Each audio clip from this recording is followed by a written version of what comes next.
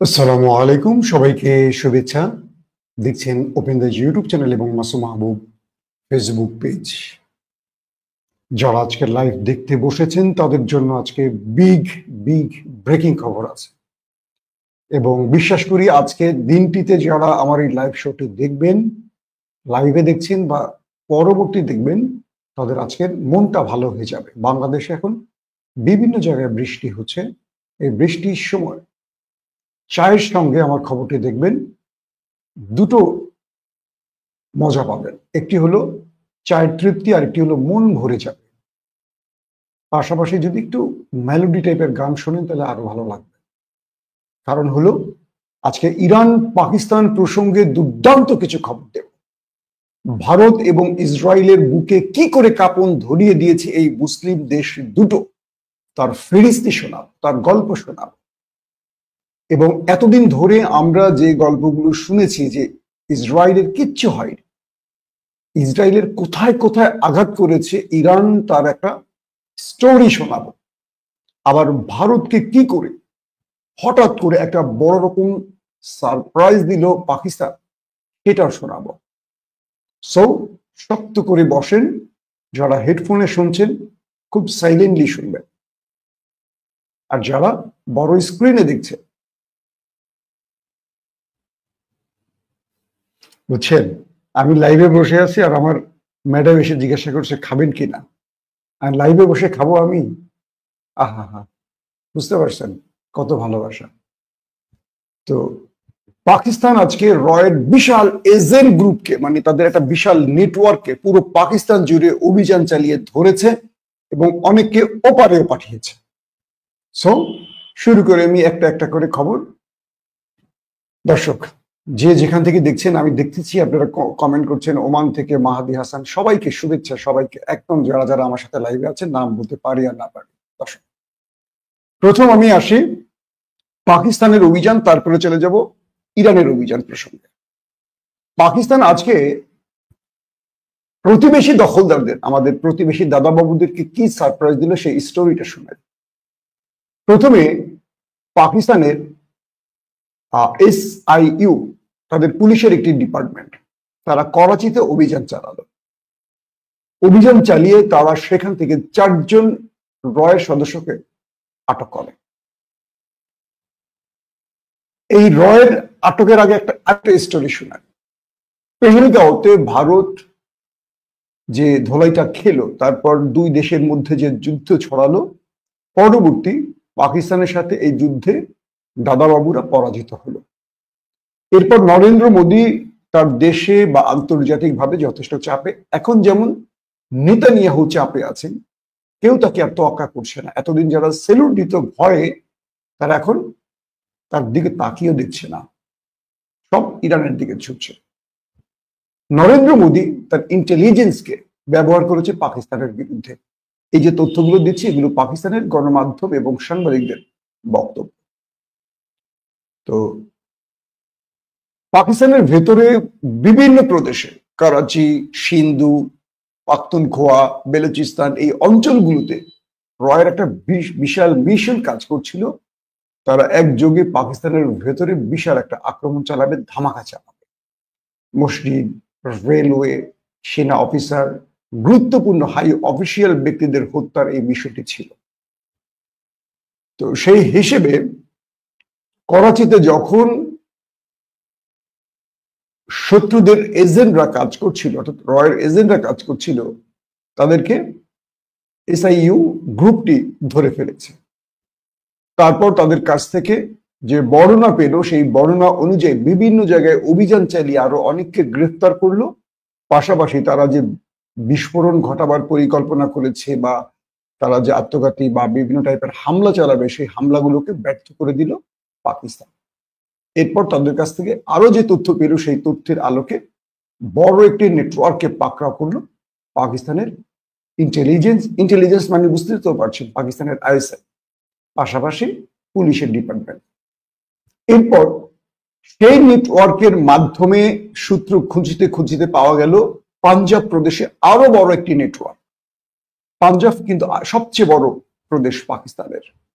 সেই প্রদেশে অভিযান চালাতে শুরু করলো পাকিস্তানের ইন্টেলিজেন্স মানে গোয়েন্দা বিভাগ, আইএসআই, আইবি, পাশাপাশি পুলিশের বিভিন্ন সন্ত্রাস নির্মূল কমিটির যে টিমগুলো, সেই টিমগুলো একযোগে সেখান থেকে আরো 6 জন রয়ের এজেন্টকে আটক করলো পাকিস্তান এবং তাদের মোবাইল ডিভাইস, ল্যাপটপ এগুলোকে ফরেন্সিক করলো, করে সেখান থেকে তারা পেল ভারতের একজন কর্নেল রঞ্জিত, তার সাথে তাদের যোগাযোগের সকল ডাটা পেল। সেখানে কি কি পরিকল্পনা ওপার থেকে করা হয়েছে কর্নেল রঞ্জিতের নেতৃত্বে, সেই তথ্যগুলো তারা পেয়ে গেল। সেই আলোকে পাকিস্তান দীর্ঘ একটা লম্বা শ্বাসরুদ্ধকর অভিযান চালানো এবং এরপর সেই অভিযানে তারা একের পর এক বিভিন্ন জায়গায় বিস্ফোরক বা বড় রকম, যেটাকে আমরা কি বলবো, এগুলো সোশ্যাল মিডিয়ায় বোমার নামগুলো বলা উচিত কিনা জানি না, এগুলো মাটির নিচে পুঁতে রাখা, বিভিন্ন ভবনে পুঁতে রাখা, বিভিন্ন গুরুত্বপূর্ণ জায়গায় যে সেটগুলো তারা করছে, একসাথে পুরো পাকিস্তানেরা ধামাকা করবে, এই সকল জিনিসগুলোকে সেই 6 জন এজেন্টের কাছ থেকে তথ্য নিয়ে নিয়ে নিয়ে নিয়ে নিয়ে সবগুলোকে পাকিস্তান ধরলো এবং উদ্ধার করলো এবং এগুলোকে ধ্বংস করলো। অর্থাৎ পাকিস্তানের ভেতরে যে আক্রমণের পরিকল্পনা, এটাকে ব্যর্থ করে দিল আইএসআই এবং পাকিস্তানের পুলিশ দপ্তর। এরপর সেখান থেকে অর্থাৎ রয়ের এই গ্রুপকে ধরার পর জানা গেল এদেরকে সাপোর্ট দিত রয়ের মেজর রবীন্দ্র ঠাকুর, পাশাপাশি পুলিশের একজন ইন্সপেক্টর মিস্টার সিং। এই দুজনের সাথে এই গ্রুপটির মানে রয়ের এই গ্রুপটির যে যোগাযোগ ছিল, সেই তথ্যগুলো তারা পেল। সেই আলোকে তারা কাজ শুরু করলো, ফরেন্সিক করলো, সত্য মিথ্যা যাচাই করলো এবং এগুলোকেও পাকিস্তান তার রাষ্ট্রকে বড় রকম আক্রমণ থেকে, ধ্বংসের থেকে রক্ষা করলো। এরপর সেখান থেকে তারা এগুতে থাকলো ক্রমান্বয়ে বেলুচিস্তানের দিকে। এটি এই মুহূর্তে পাকিস্তানের ভেতরে সবচেয়ে বড় অশান্তির জায়গা হলো বেলুচিস্তান, যেখানে বিচ্ছিন্নতাবাদী গ্রুপের সাথে সরাসরি ওপারে মানে ভারতের যোগাযোগ রয়েছে এবং এখানে ভারতের ইন্টেলিজেন্স গোয়েন্দা বাহিনীগুলো কাজ করছে অ্যাক্টিভলি। সেখানেও তারা একটা বড় রকম অভিযান চালালো। কোথা থেকে শুরু হলো? সিন্ধুর করাচি থেকে, তারপর পাঞ্জাবের লাহোর, তারপরে এলো বেলুচিস্তান। বেলুচিস্তানে তারা অভিযান চালিয়ে একের পর এক রয়ের এজেন্টকে ধরলো এবং এদের কাছ থেকে প্রচুর বিস্ফোরক পাওয়া গেল এবং এরা জানালো ভারত পাকিস্তান সীমান্তে বিএসএফ, তাদের যে বর্ডার গার্ডরা রয়েছে, সেই বিএসএফ এর কাছ থেকে এই এজেন্টরা প্রচুর বিস্ফোরক, অস্ত্র, বিভিন্ন বোমা তৈরির সরঞ্জাম এনে থাকতো এবং এই লিস্ট ধরে ধরে কোত্থেকে কত কেজি, কোত্থেকে কি কি, সব লিস্ট বের করলো পাকিস্তানের ইন্টেলিজেন্স। এরপর যখন তাদেরকে নিয়ে পাকিস্তান অভিযানে বের হলো, তখন হঠাৎ করে অতর্কিত তাদের উপর একটি আক্রমণ হয়, অর্থাৎ হামলা হয় পাকিস্তান সেনাবাহিনী বা আইএসআইয়ের উপর। এরপর এই 7 জনকে অভিযানকালীন সময় তাদেরকে সেই ওপারের ইন্টেলিজেন্স এই 7 জনকে যখন নিয়ে যেতে চায়, তখন পাকিস্তান তাদের সাথে একটা সংঘর্ষে জড়ায়, মানে পাকিস্তানের এই বাহিনী, সন্ত্রাস নির্মূল কমিটির বাহিনীটি। তারপরে এই 7 জনকে সোজা ওপারে পাঠিয়ে দেয় পাকিস্তানের ইন্টেলিজেন্স, অর্থাৎ 7 সন্ত্রাসী রয়ের চলে গেছে ওপারে জাহান্নামে। এখানেই শেষ নয়, তারপর আরো কয়েকটি জায়গায় পাকিস্তানের ইন্টেলিজেন্স অভিযান চালায়। এরপর তারা জানে যে দুবাই থেকে তাদেরকে রয়ের একটি বড় ডিপার্টমেন্ট ফান্ডিং করত, অর্থ দিয়ে থাকতো, কোন কাজের জন্য কত টাকা, কিভাবে কি হতো, এই জিনিসগুলো সব উদ্ধার করে আইএসআই। ইন্টারেস্টিং ব্যাপার, এরা পাকিস্তানের গোয়েন্দা বাহিনীর কাছে যে তথ্য দিয়েছে এটা আরো ভয়ঙ্কর। তারা বলেছে পাকিস্তানের ভেতরে মসজিদ, রেলওয়ে, বিদেশি কূটনীতিক, অর্থাৎ পাকিস্তানে যারা আছেন, ধরেন মার্কিন, ব্রিটিশ, ফ্রান্স, অর্থাৎ বিশ্ব মোড়লদের যেই এম্বাসি গুলো রয়েছে সেই এম্বাসি গুলোতে টার্গেটের পরিকল্পনা ছিল। এগুলো সব পাকিস্তানের সাংবাদিকদের তথ্য। তো এবং পাকিস্তানের গুরুত্বপূর্ণ ব্যক্তি হোক সেটা আইএসআই বা সেনাবাহিনীর বড় ফ্রেমের জেনারেল, তাদেরকে হত্যার পরিকল্পনা তারা করেছিল। পাশাপাশি এই গ্রুপটি তারা বলেছে যে তাদেরকে মূল ট্রেনিং দেয়া হয়েছে ভারতে নিয়ে। তারা ভারতে গিয়ে ট্রেনিং দিয়েছে এবং তাদের দুটো মিশন দেয়া হয়েছে। একটি মিশন পাকিস্তানের ভেতরে বড় রকম আক্রমণ, দ্বিতীয় মিশন ইরানে বড় রকম আক্রমণ। অর্থাৎ ইরান যে প্রথম দিন বেশ কজন রয়ের এজেন্ট আটক করেছিল, এর মধ্যে অধিকাংশ পাওয়া গিয়েছিল ভারতীয়। তো বলা হচ্ছে যে এই গ্রুপটি ভারতে ট্রেনিং নিয়েছে পাকিস্তান এবং ইরানের বিরুদ্ধে কাজ করতে, অর্থাৎ রয়ের হয়ে কাজ করবে এবং মোসাদের হয়ে কাজ করবে। এরা র এবং মোসাদের কোলাবোরেশনে যৌথ পরিকল্পনা ট্রেনিং নিয়েছে। তারপর তারা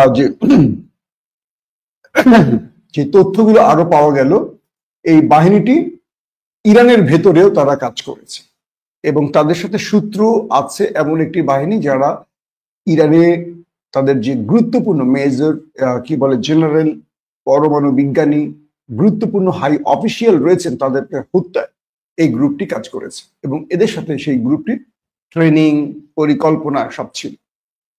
তার মানে আমরা যে কদিন আগে বলেছিলাম এই দুটো দেশ ভারত এবং ইসরায়েল, র এবং মোসাদ, তারা গুপ্ত হত্যার কাজটি এখন করতে চায়, কারণ তারা সম্মুখ লড়াইতে পরাজিত হয়। ভারত পাকিস্তান সাম্প্রতিক যুদ্ধে বুনিয়ান মারসুস আর অপারেশন সিঁদুর, এই অপারেশনে ভারত চরম লজ্জা পেয়েছে পাকিস্তানের কাছে। পাশাপাশি ইরানে মোসাদ বা দখলদার দেশটি যে পরাজয় বরণ করেছে, তারপর তারা নেপথ্যে আবার গুপ্ত হত্যায় নেমে পড়েছে। এখন বিষয়টি হলো, ইরান কি বুঝবে যে তাদের সবচেয়ে বন্ধু রাষ্ট্র ভারত তাদের বিরুদ্ধে কি খেলাটা খেলছে? কারণ পাকিস্তান যে তথ্যগুলো দিয়েছে, এগুলো পাকিস্তানের গণমাধ্যমে তারা প্রেস কনফারেন্স করে দিয়েছে, এগুলো কিন্তু আমি নিজে বানিয়ে বলছি না। পাকিস্তান এই এজেন্টদের ধরে তারা কিন্তু প্রেস কনফারেন্স করেছে এবং এই ডিটেল তথ্যগুলো দিয়েছে। এই প্রেস কনফারেন্সে তারা স্পষ্ট করে বলে দিয়েছে যে এরা ইরানের ভেতরে মোসাদের হয়ে কাজ করত আর পাকিস্তানে এসে রয়ের হয়ে কাজ করত এবং এদেরকে দিয়ে ইরানের বিরুদ্ধে শক্ত অভিযান চালিয়েছে, আবার পাকিস্তানের ভেতরে বড় রকম পরিকল্পনা করেছিল। দুর্ভাগ্য ইরানের যে ইরান এদেরকে চিহ্নিত করতে পারেনি, আটক করতে পারেনি, কিন্তু পাকিস্তানের জালে তারা আটকা পড়েছে। কারণ আমরা বারবারই বলি, বাংলাদেশে না পৃথিবীতে এই মুহূর্তে নাম্বার, যদি আমরা বলি যে প্রথম সারির 5 থেকে 6টি গোয়েন্দা টিমের মধ্যে মুসলিম দুটো টিমের নাম আছে, একটি তুরস্কের MIT মিল্লি ইস্তেকবারাত তেশকিলাতি, আর পাকিস্তানে রয়েছে ISI, যারা তাদের দেশকে নিরাপত্তা দেওয়ার জন্য সর্বোচ্চ মেধা প্রয়োগ করছে, প্রজ্ঞার পরিচয় দিচ্ছে এবং নেপথ্যে তারা অনেক লড়াই করছে, যে গল্পগুলো আমরা জানি না। তো পাকিস্তানের প্রেস কনফারেন্সে আরো বলা হয়েছে, যদি এই গ্রুপটিকে ধরা না যেত, এই গ্রুপটি পাকিস্তানের ভেতরে অনেক বড় সন্ত্রাসী হামলা চালাতো, যেখানে অজস্র মানুষের প্রাণ যেতে পারে। এবং বেলুচিস্তান থেকে যে গ্রুপটিকে ধরা হয়েছে, তাদের হাতে ড্রোন ছিল, এগুলো ভারত থেকে এনেছে এবং পাকিস্তানের মধ্যে এগুলো সেট আপ করেছে এবং এই ড্রোন দিয়ে পাকিস্তানের ভেতরে তারা গুরুত্বপূর্ণ জায়গায় আক্রমণ চালাতো। যেমন ইরানের ভেতরে মোসাদের এজেন্টরা ড্রোন দিয়ে ইরানের প্রতিরক্ষা সিস্টেমগুলোকে প্রথম দিন সব অকেজো করে দিয়েছিল হামলা করে। ঠিক একই কায়দায় মোসাদের এই পদাঙ্ক অনুসরণ করে রয়ের এজেন্টরা পাকিস্তানের ভেতরে গুরুত্বপূর্ণ জায়গায়, সেটা ভাওয়ালপুরের কথা আসছে, যে ভাওয়ালপুরের গুরুত্বপূর্ণ বেশ কয়েকজন সেনা অফিসিয়ালকে হত্যার পরিকল্পনা ছিল, তারপর অ্যাম্বাসেডরকে টার্গেট করার পরিকল্পনা ছিল এবং এরা পাকিস্তানের গুরুত্বপূর্ণ যে তথ্য নথি পাচার করেছে রয়ের কাছে, খুব সেন্সিটিভ এরিয়ার, এগুলো তাদের মোবাইল ফরেন্সিকে পাওয়া গেছে। তো সবকিছু মিলে রয়ের যে মেজর রবীন্দ্র রাঠোর এবং ইন্সপেক্টর সিং, কর্নেল রঞ্জিত, এরা সরাসরি এদের সাথে যোগাযোগ করতো, এমনটি দাবি করেছে পাকিস্তানের পক্ষ থেকে। এবং এরা সেই তথ্যের আলোকে এই দুটো দেশের মধ্যে বিগ ধামাকা ঘটাবার পরিকল্পনা করেছে। তো সৌভাগ্যবশত পাকিস্তান তাদেরকে রক্ষা করতে পেরেছে, কিন্তু ইরান পারেনি।